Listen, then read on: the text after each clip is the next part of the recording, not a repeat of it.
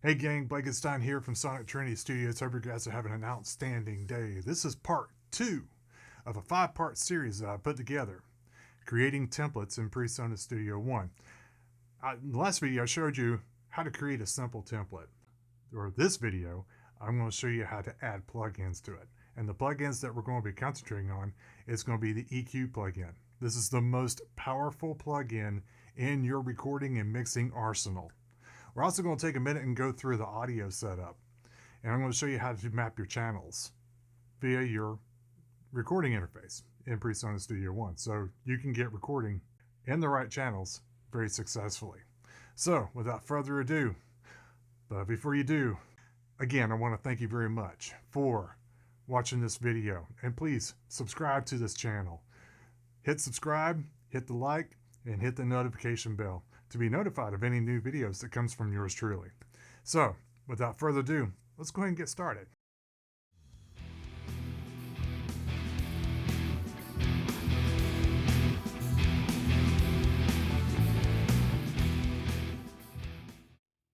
This video is a continuation of the last video, and if you don't have a link to that, I'll post it in the comments or somewhere in this window. You can go check that out first.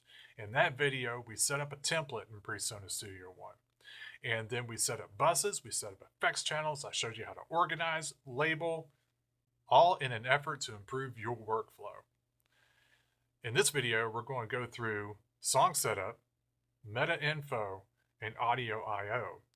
This will actually show you how to set up your channels to interact with your interface. And then we're going to check out some stock EQ plugins in PreSonus Studio 1 that I use on a regular basis. Awesome plugins. And then we're going to check out some third-party EQ plugins that are personal favorites of mine that I use on a regular basis as well. So stay tuned, and we're going to the screen.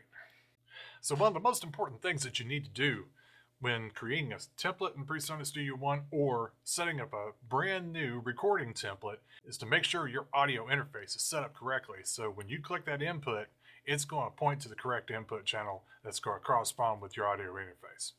You do that in the song setup menu. So we're going to check that out now.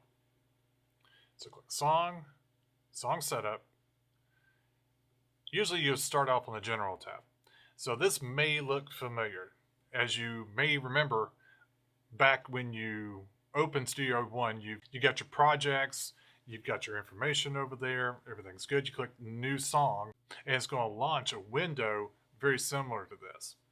That's going to have your sample rate, resolution, frame rate. You can leave all this default. And then you can click the meta information. This information is embedded in the mastered file, either in an MP3 or a WAV file.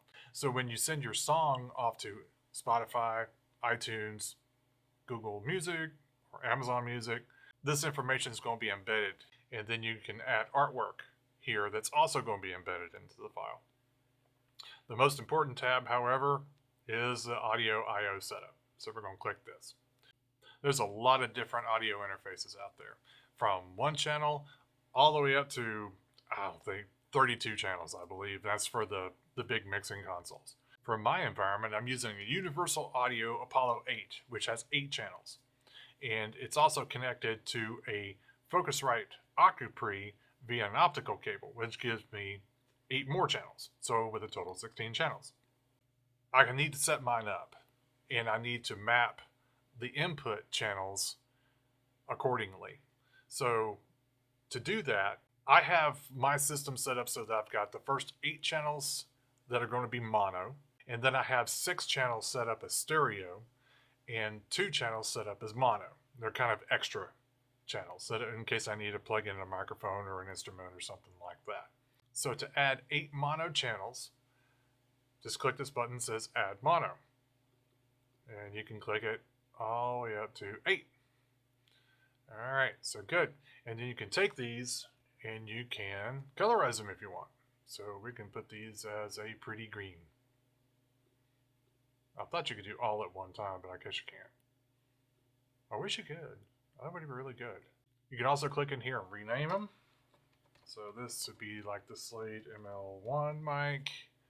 And then this will be the Shure SM7B, and then so on and so forth. You can name them however you want to. Make it easy on yourself. The next 6 are stereo.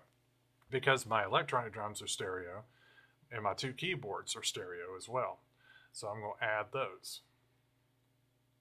Oh, add one too many. Oh, if you get ahead of yourself, if you get kind of click happy, no worries. Just select it and click remove. It's all good. And then I'm going to set up the last 2 mono channels to correspond with these 2 here. And that's pretty much it. To make these active, you click the apply button. And as you can see, all of them are applied. Again, you can colorize them, rename them, however you want to do it. Now that that's done, it's going to make your workflow a lot more efficient. So let's continue on. My favorite part, EQ. Yes. All right, so here we go. PreSonus has some really cool stock EQs. I can't get it. From the time I've been on PreSonus now for at least, I don't know, 6-7 years.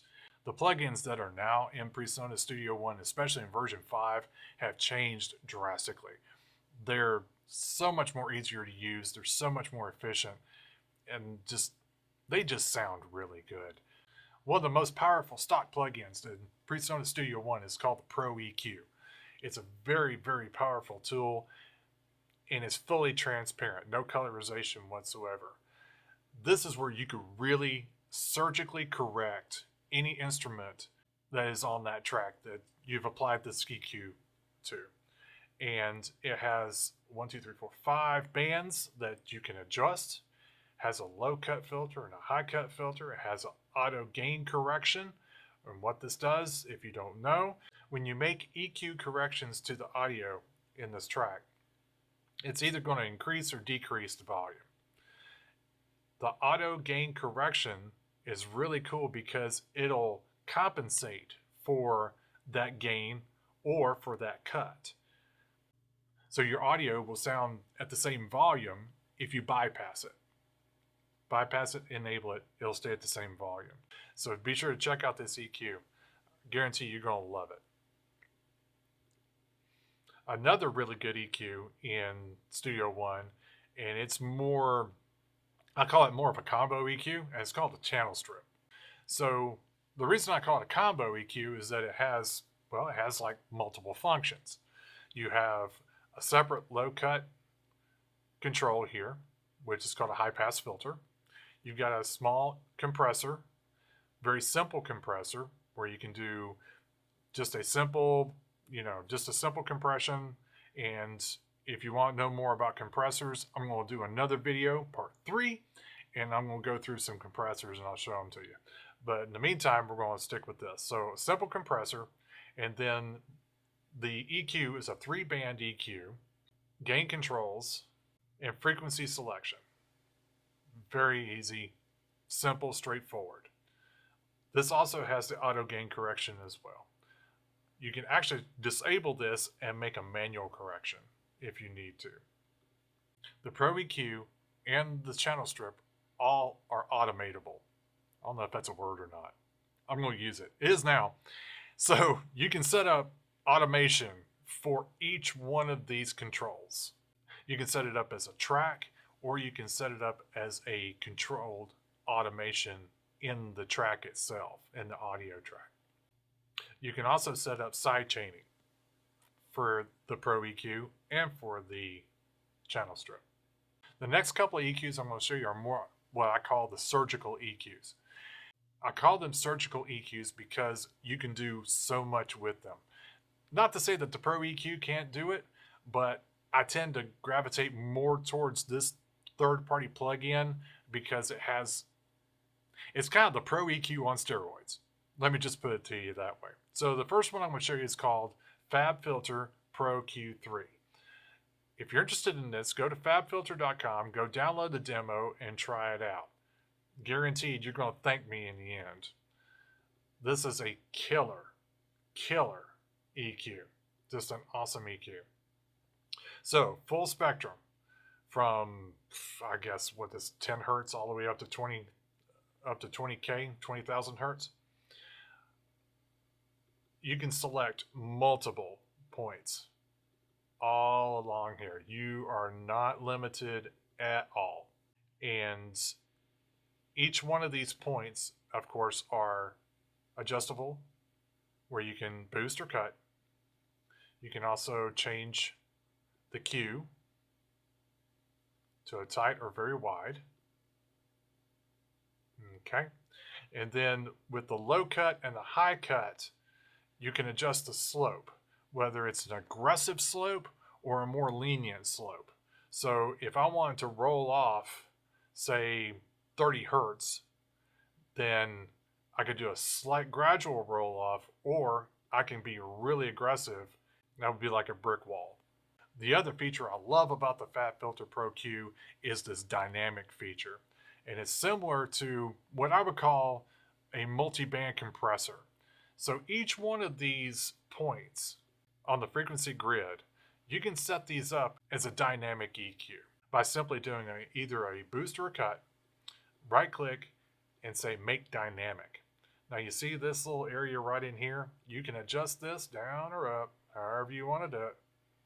So what this does is that it's going to compress this specific frequency without compressing the whole mix. If you just throw a compressor on the track, it's going to affect the whole track. If you set this up dynamically, then it's just going to compress 148 hertz.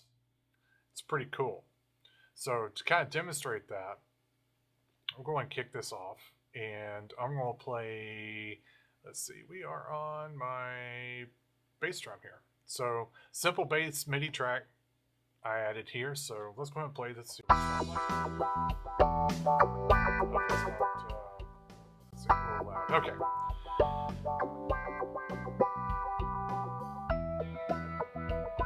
Okay, as you can see, we've got a little bit of a buildup in 162 hertz there. I don't want to completely get rid of that because that's where the beef of the bass guitar is. That's where the body, that's where the power, the energy is. I don't want to get rid of that totally. I may do a slight cut there with a little bit of a tight Q, but I think in addition to that, just to make sure that I don't have any low end rumble or low end buildup, I'm thinking I'm going to probably make this dynamic so that it would slightly compress that frequency at the same time. So I would say make dynamic.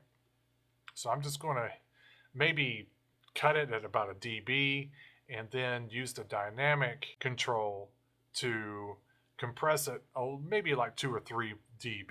So when I play it, you see how it's compressing that frequency a little bit. So that's a really cool feature. So give that a shot. FabFilter Pro Q3. Another EQ that I use quite often is by a company called Slate Digital. And it's very similar to the FabFilter, but it's set up a little differently. It doesn't have the dynamic control, but that's fine. It's still a great surgical EQ. And it's called the Imp EQ. I guess they wanted to call it an infinite EQ, but they wanted to shorten it. So we're calling it Imp EQ. So again, this is by Slate Digital. Same thing as the FabFilter. Create your points all along your frequency spectrum here. And what I like about it is that you can, just put your mouse across the line here. You can it'll actually give you like icons on, best way I can describe this. This will be a high pass filter or a low cut. Okay. So it'd be similar to that. So I'm going to roll it off at 59 hertz. Okay. These would be bell points. What I mean by bell, well, it looks like a bell. So it'd be a boost or a cut at this frequency. And then shelf looks similar to that. So this would be like a high shelf, whether you're boosting or cutting. Also has a bypass and power off and a manual output gain control. So that is the Slate Digital Imp EQ. So the next EQs I'm going to show you are my personal favorites. And they're on the analog side. I'm old. I was brought up in the analog world. Recently got into digital recording maybe about 10, 11 years ago.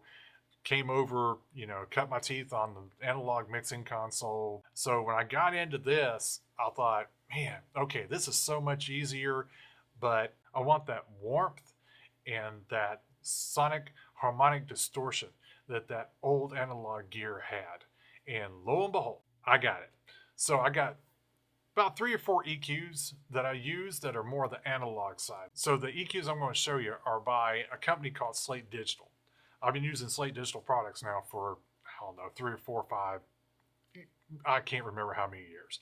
A lot of years. Slate Digital has a plug-in suite that you can subscribe to. It's a monthly cost, and one of the plug-in suites is called a virtual mix rack. And the virtual mix rack also contains a bunch of plugins in it. The EQs that they feature in here are modeled after the old analog hardware. And I'll show you this. So the EQs I've featured here are, this was an API emulation, a Neve emulation, and an SSL emulation. And if you don't know what API or Neve or SSL is, that's fine. It's according to what sounds good to you, as each one of these EQs has a different sonic characteristic. I can't tell you which one has a warmer sound. If you want my opinion, I think the Neve has more of a warmer sound, but another person might say the SSL has a warmer sound, or it has more harmonic distortion, or more control, or it's just according to how you hear it. So play around with them. Pick your favorite, or pick a couple of favorites, and stack them however you want to do it. Just a little bit about these EQs. This API emulation plugin, you can select your frequency, whether it's a cut or a gain. It has a high, mid, and low. It has a fixed frequency low cut filter and a high cut filter. The Neve style emulation has frequency selection for high, mid, and low.